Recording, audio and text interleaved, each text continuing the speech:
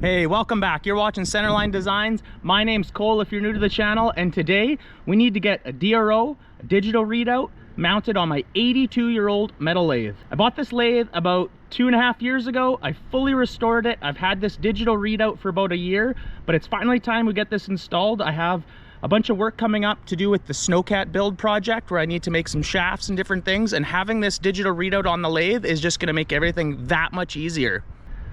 But before we get that mounted, we got to clean up the lathe a little bit, get it moved away from the wall, and then we'll go through what we're going to do.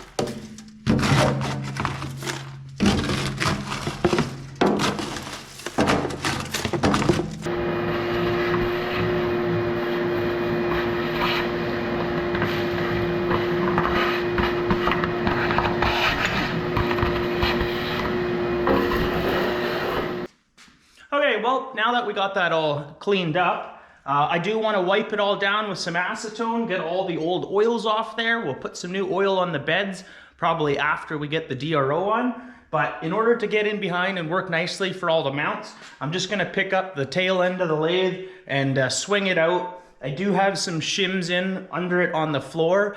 And I do understand, you know, you move lathes, you should re-level and check alignment on the tailstock and everything. That I'm fully aware of, and I still need to do it anyways. I never did fully align this tailstock right to the end, check trueness, because I really haven't needed to work that far down the lathe. But anyways, let's get this lifted up and swing it out.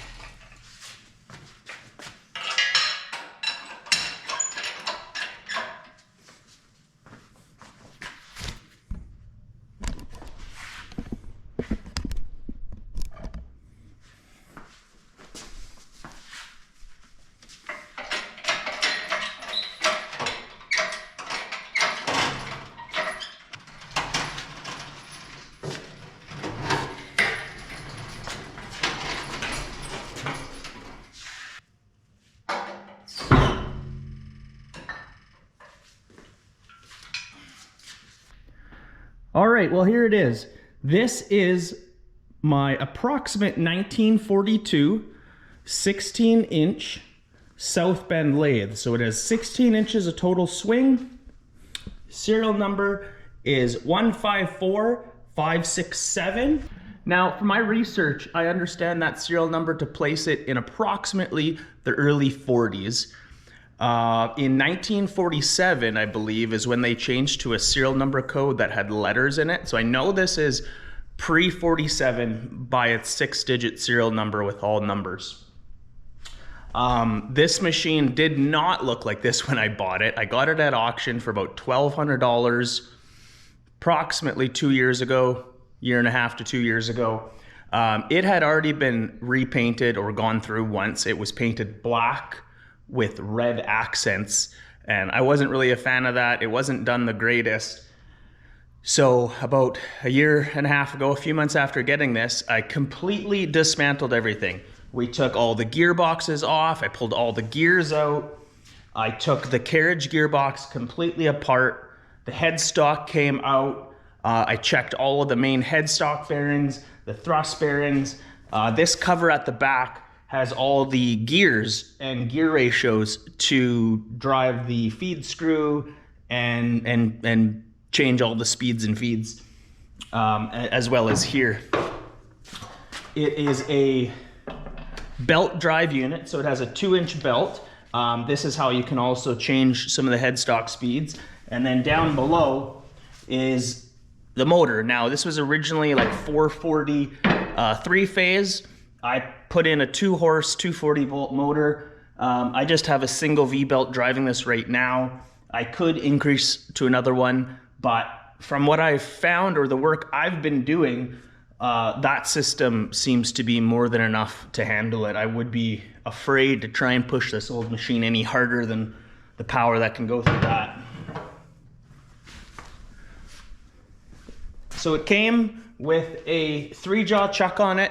I also have a 4-jaw on the bench. I did wind up having to use it just the other day for the first time to make a custom part, but it needs to get taken apart, derusted, cleaned up. I was doing some dirty work on here. That's why I want to go through and clean a lot of this up. But I reshimmed the headstock, so it's all back within tolerance of play. So I went through the headstock. I checked all those main bearings, like I said. There's this felt wick oiler that goes up and pushes against the main shaft so that it keeps a constant slick of oil in those bronze bearings. These are little oil cups that have oil in them. So all those felts got changed. All the felt wick oiler system in here, when you put oil into some of these tubes, and especially down at the bottom, there's little pieces that felt that come up and run into what look like keyways in a lot of these shafts, but it's not. It's for the felt to come through, and as you move the shafts, the felt wicks oil in and keeps everything lubricated. These machines love their oil. I oil it regularly, probably more than needed, but I would rather give it too much than not enough. You know, that's why they constantly need to be cleaned. There's little oil cups all over the place. Even the end of all the shafts have little ports that go down and feed oil into sleeves. For the most part, this machine is largely original. I've done quite a bit of work with it now, actually. It's not a high precision lathe, granted. I think the headstock accepted clearance was like 2 thou. So, you know, if you can get a part within a few thou, you should be happy on this machine, in my opinion. For any machine of this age, you are gonna see wear on the ways here. So if we look down here somewhere that's never been run, you can see the thickness of the top of the way here. And then as you come over, that shrinks down to almost nothing. So these have a real wear spot right there, which ends up lowering the carriage down a little bit. That's really common. You know, a lathe has a very typical working area. Now, is that worn spot gonna really affect the parts I'm making? The answer is really no. What that effectively is doing is causing the carriage to dish there, really only lowering the tool bit. And, you know, technically lowering the tool bit, I guess, could cause for a larger cut. And as you cut down the whole length of the bed, it will introduce kind of a wave into it. But you think like I don't know, 20, 30 thou wear on here is going to translate to quite a little bit at the cutting tip. And you'd have to be cutting something full length down the machine that you had to have perfect trueness. For what I'm doing, it's just fine. Again, if you're making aerospace parts, no, it wouldn't be okay. But for the purposes of a home shop like this, I've been quite happy with the results. So I went ahead and I purchased a 2-axis DRO kit for this, and I imported it from China. It's a China model. Bought it through Alibaba. I think it came to maybe 500-600 Canadian. It looks really good. I think the screen's going to be really handy, and I think it's just gonna really make things easier and more user-friendly. I haven't even really looked at this too much. I bought it about a year ago. It looks like it comes with all of the plates and adapters and brackets. And here are the linear sensors here. I believe it's just like a magnetic pickup. It's supposed to, I forget what the accuracy they said on these ones were. It was quite a bit. It was like 1/10 of a thou or something, which is by far more than I'm gonna need. All right, well, it looks like we got the linear scale for the carriage. A little bit smaller version of that for the cross slide. Looks like there's some protective covers for it all, mounting hardware, cable straps, some generic plates for the two. We got feels pretty crappy, but a DRO cover, a DRO stand kind of mount, and then as I was showing you before, the DRO itself, and power cord and Chinese instruction booklet. So yeah, hopefully we'll get this together. Well, the plan here for the carriage scale is that the scale will get mounted to the bed, something like that, and then the slide gets mounted to the carriage and slides back and forth. And then the cross slide scale needs to go mount up on the cross slide here somewhere. That's going to be a little bit trickier because there's not a lot of room to work with, and I think I want to put it on the tailstock side of the carriage because likely the headstock side it's most vulnerable to getting hit by parts, and that's really where I want the clearance. So that's going to have to mount up into there somehow, and that's going to have to mount up under here somehow. So I'm going to do a little figuring, think about it, make sure it's not going to be in the way, and then we're going to get to fabbing up some brackets and doing some drilling and tapping and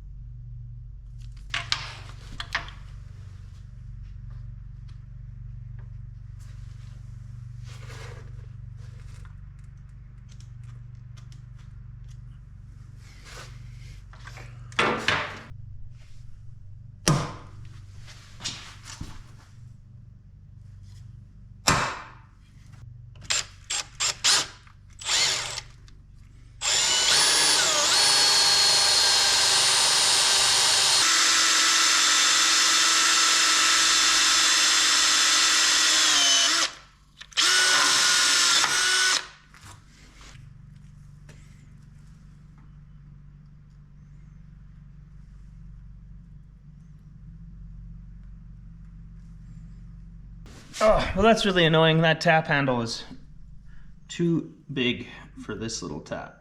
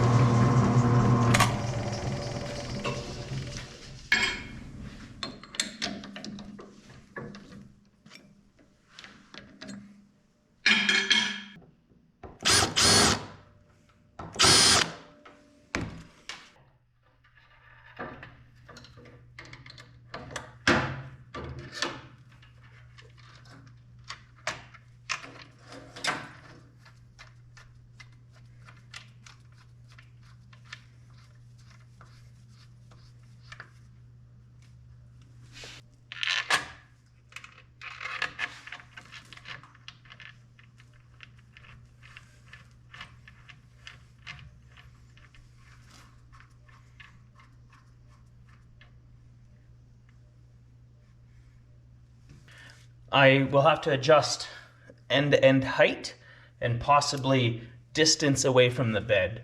I'll check one of those at a time, and yeah, we'll just shim it in to where it should be. I'm just going to use this as my gauge to check depth.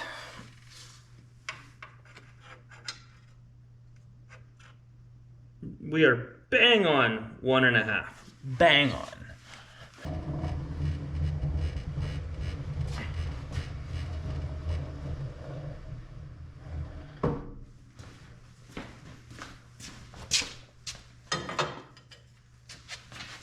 I'll keep this in the same spot, even though we're not quite at the end.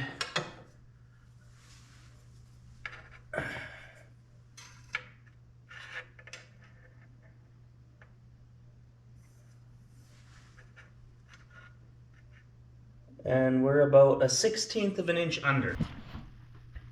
All right, well, a washer is 50 thou, pretty close to what we needed to bring this side closer.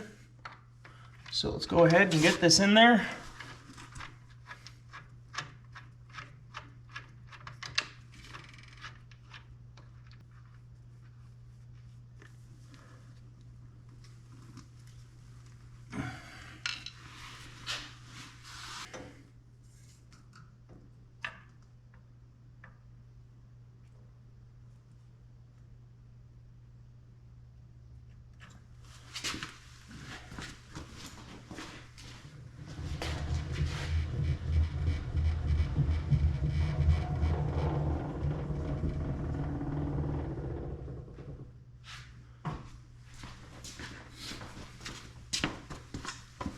How are we doing for height?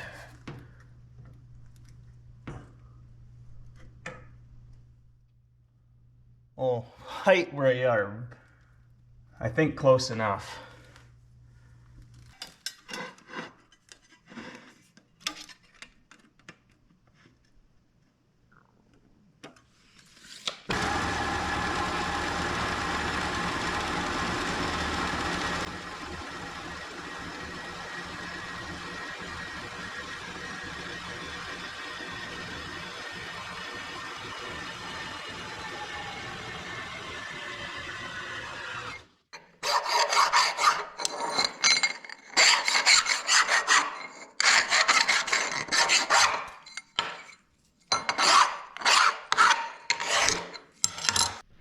I am slowly losing more and more space on my workbench. Does that happen to anyone else?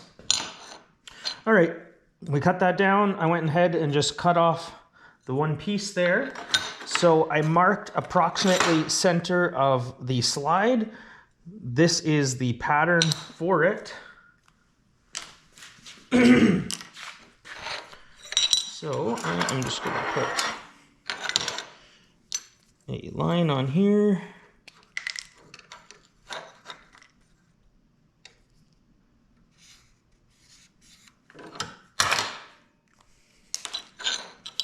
And then we're just gonna eyeball and copy this pattern.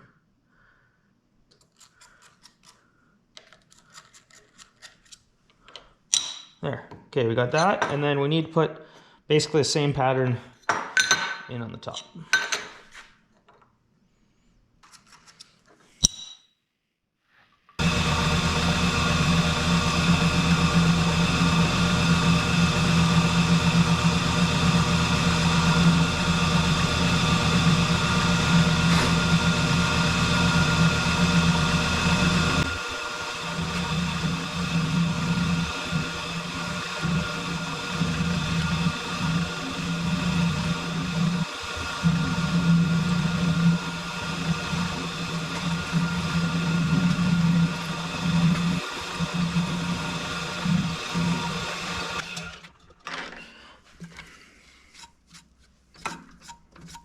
Well, that actually came out better than I was expecting.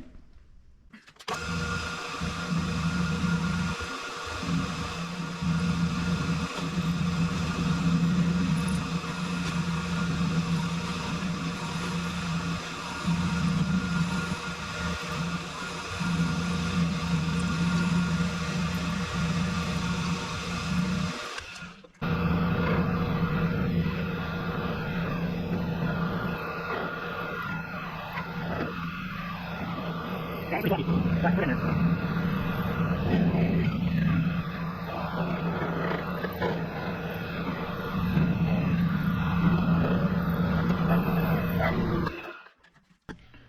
right, well, I just moved the carriage as close as it can get to the headstock. So now we just need to mock this up, mark the holes that we need to put in there, and we should be able to put this together.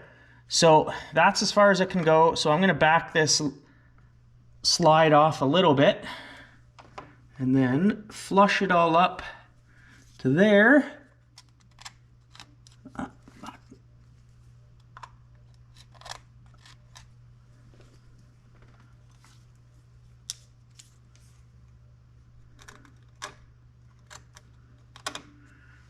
There we go.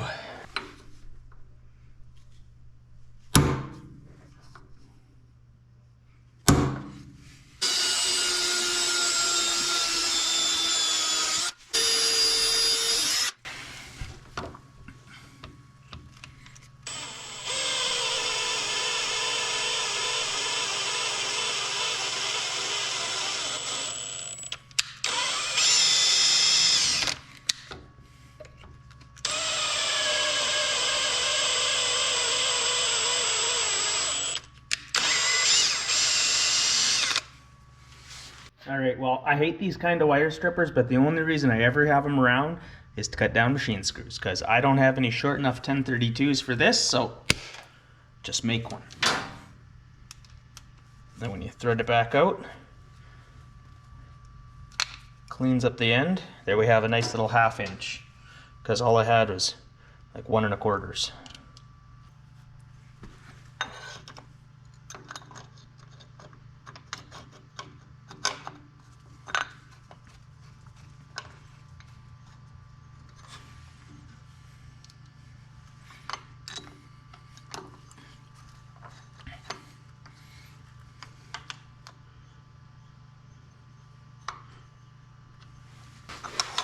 This as a shim.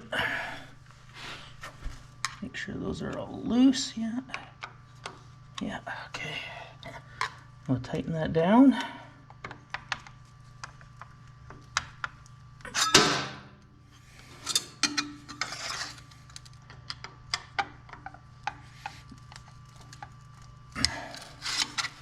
There. There's about halfway. Oh. Just. All right, so in shipping, they came with this little spacer here, and this is to set the clearance. So we'll put this back in here, if I can. There. And that is supposed to set our clearance, and that'll be good. Let me just pull it out.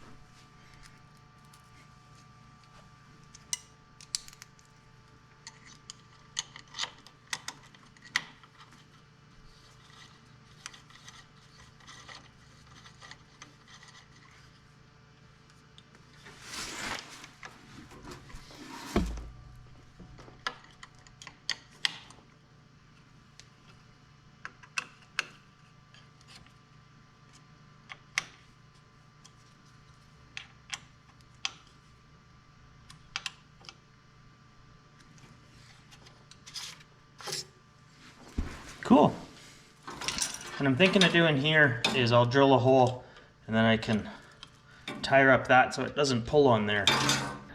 All right, I think I have a plan for this. I am planning on mounting, we're gonna mount the actual scale to the cross slide. So there'll be a bracket that'll mount this onto here, I guess. Haven't thought that through. But also onto here, and then the actual moving portion will get mounted down to the carriage. And I don't want to drill a ton of holes in this. but I think I have enough holes to work with that will make an aluminum plate that mounts up this way to these two big holes where like a taper cutting attachment would be. So we have a hole here and here. So I think I can put a nice big piece of aluminum angle, and then that's going to give me a bracket, a flat, to mount the DRO stand on, because I want to mount the DRO to the carriage, and then I can tidy up all the wiring, and only the power cable will need to slide. None of this stuff will have to slide around. Here is my plan for this one. So I need to be able to get at this screw and that one as well. And in order to have enough clearance, what I'm going to need to do is we'll drill a hole, we'll drill and tap a small hole in here, we'll drill and tap into here, just the way the castings were. This has a big hangover, so I'm going to notch the bracket for that as well. And then that is going to be able to, well, come up a little bit, but mount onto the cross slide. Then the actual scale will get mounted on there as well, which I'll leave a little lip here, and that will be its protection from the tailstock, because this wants to slide in and hit it.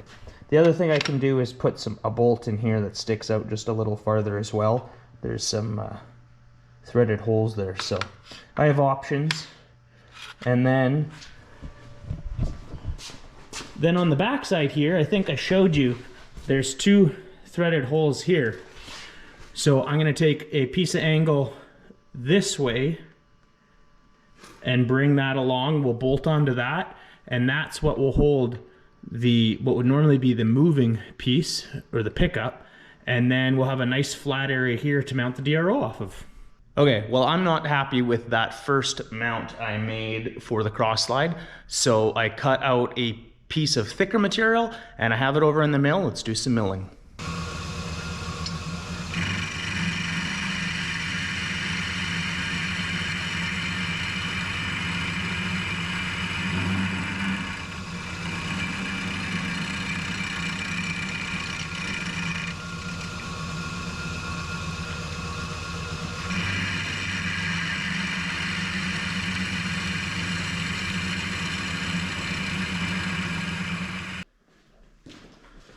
All right, I think I'm much happier with this part.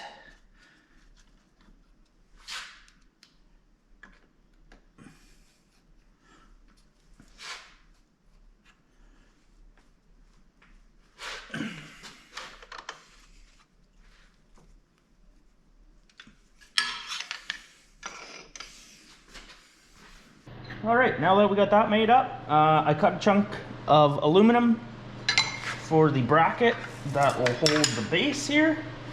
So I'm gonna go ahead and get the two holes drilled in there, and then we'll lay out some other holes and shim everything up.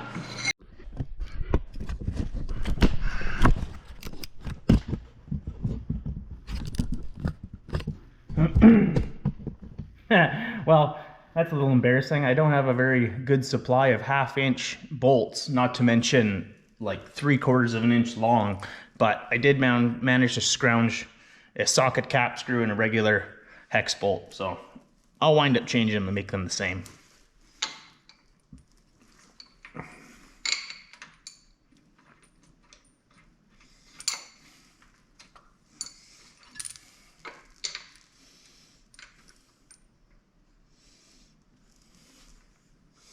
Ooh. Guess that should have a tap run through it.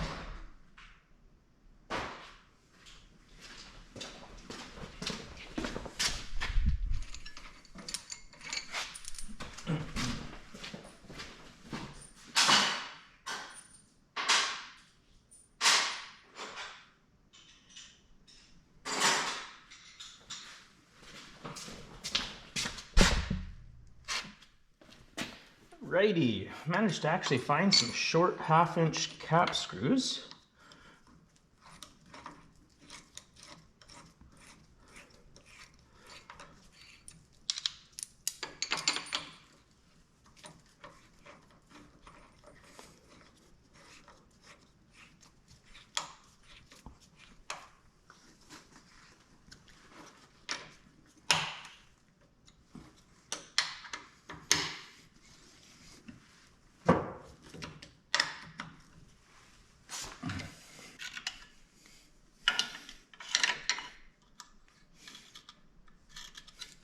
Well, this is where the extra long tip permanent markers really start to come in handy.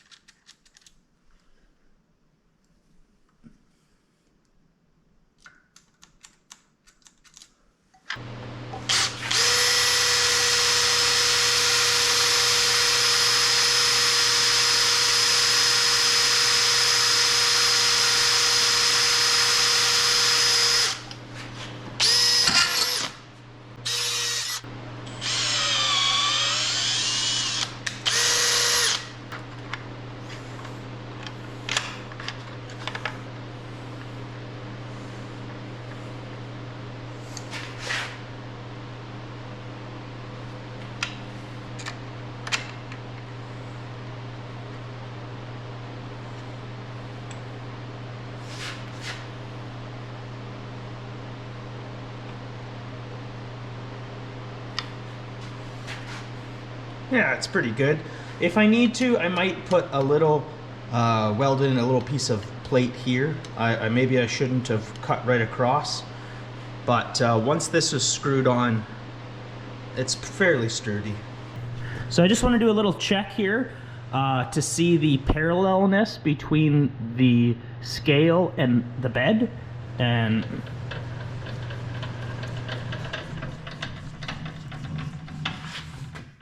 so this would be going up. It's maybe a thou or two. So we know that this bracket is very true in parallelness to the bed. So that's perfect. That's exactly what we want.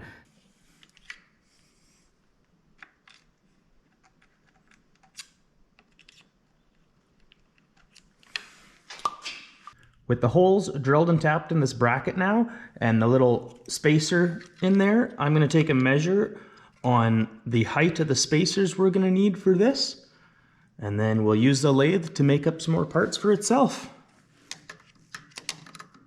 465 thou, so just under 1/2".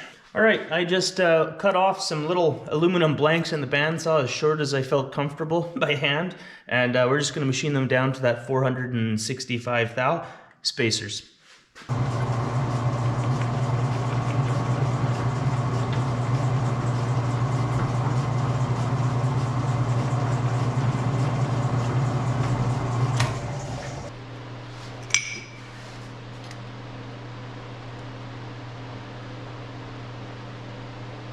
Yeah.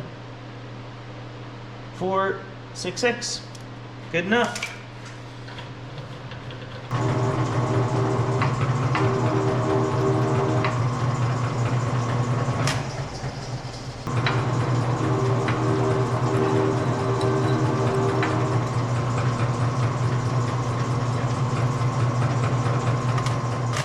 There we go. A couple of spacers made up.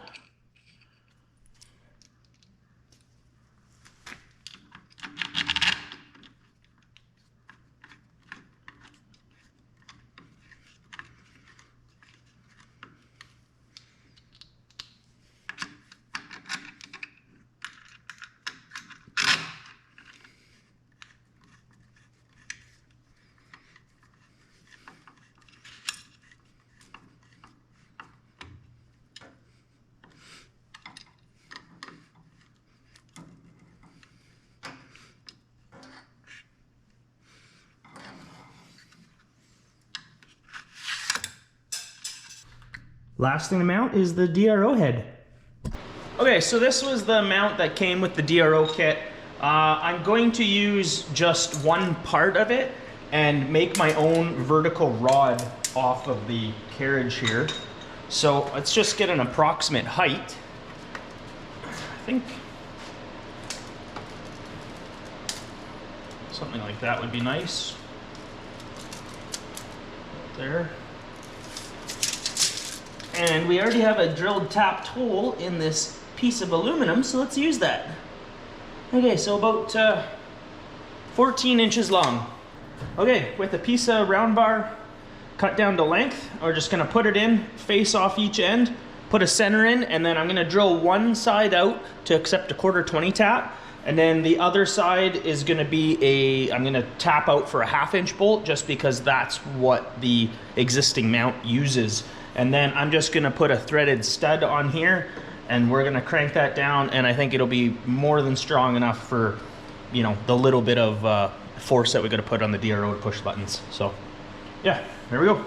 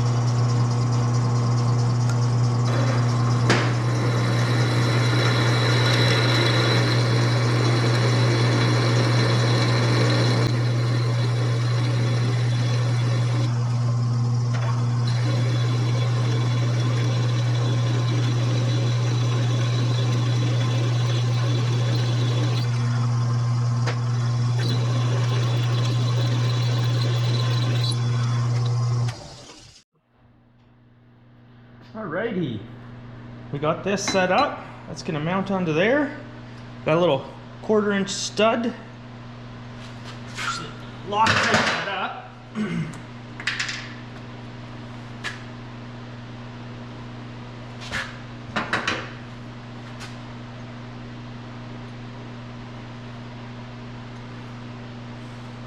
I just went and quickly put 2 flats on this to help really snug it down. Then I just drilled another hole in here to give me the option of moving that DRO head around a little bit.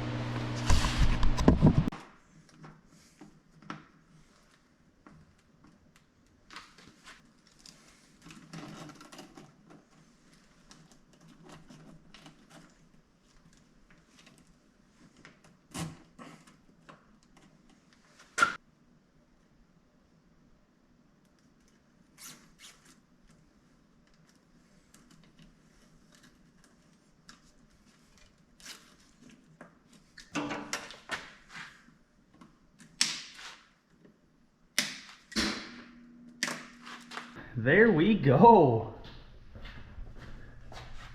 Oh man, that's super nice. Look at that. Yeah. I love it.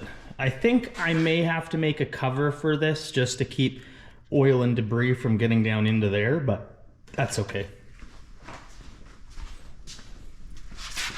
Got everything mounted.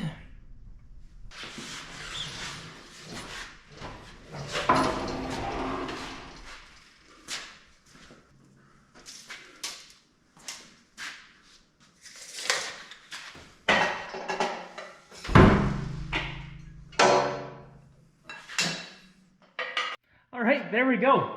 Really happy with how this turned out. It's nice and sturdy. It's in a really nice, easy working spot. Yeah, I'm really happy. Let's turn it on and see how it works. Okay.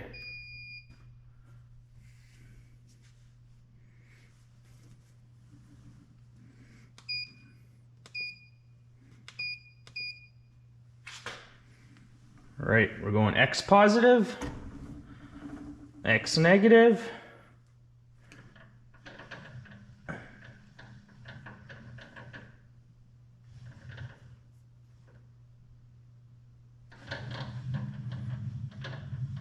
Yep, and the part will grow. So I can play around with the display of making either movement positive or negative just by flipping a setting in there. So it's really hard. I can dial it into however I want it. All right, that looks really good to me. I think the next step will be to throw a piece of material in the chuck, and we'll do a little turning, check some measurements, and see if this DRO lines up with my calipers. Okay, we'll zero, and 50 thou on the dial. Oh, 50 thou on the readout. Okay, we'll do a whole 100 thou or 1 inch. Yeah.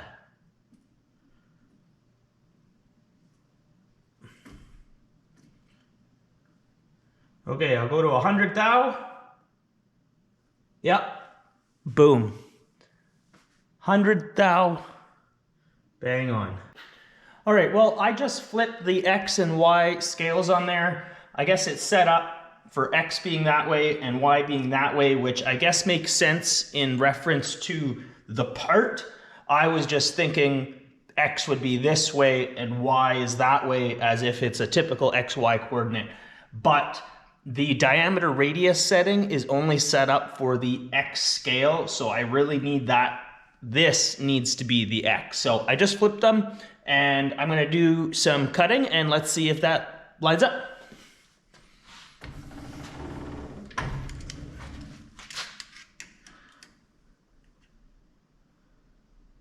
Okay, starting dimension is 2 inches and 50 thou. So let's touch off, zero out, we'll take a 50 thou cut, and should be bang on 2 inches.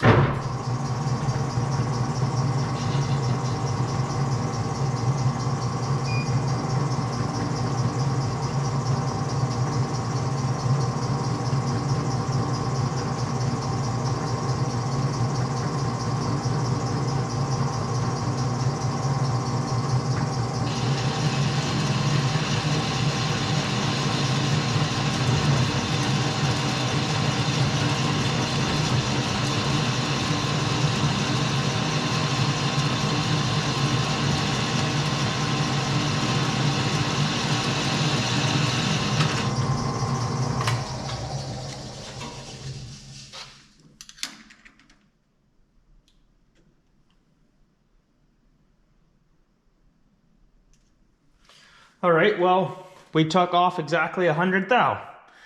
Okay, let's change to radius or diameter. Let's try that again.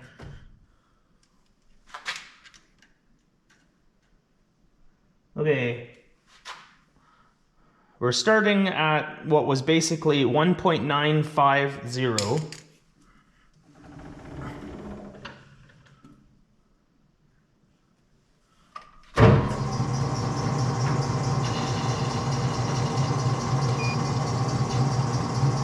Let's try another 50.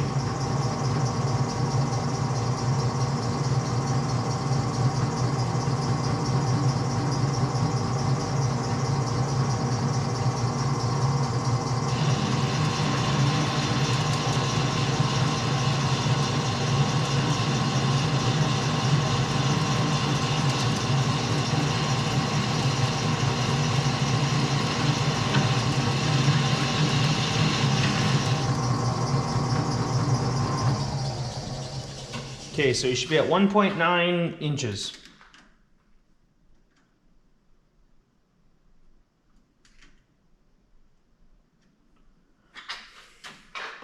$1.9.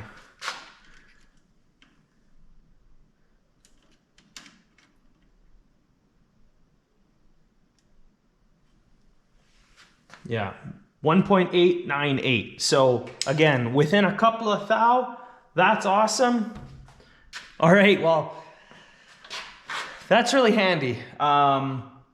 It seems to be dialed in. You know, I checked it with the dial indicator and I checked the diameters with the calipers. And once I got familiar with this and got my axes right and got the radius diameter settings down, that's really cool. There is a few features on this I'm gonna need to learn about, but you know, that'll come with time. Well, I hope you enjoyed that. You're gonna see all of this get used in a lot of future videos. I really wanted to get this DRO on here because I have some more lathe work coming up for the Snowcat build, which I'd like to get working on right away here. So having that set up, and once I get familiar and learn to trust it, I think it's gonna really improve my machining and, you know, the speed at which I get it done.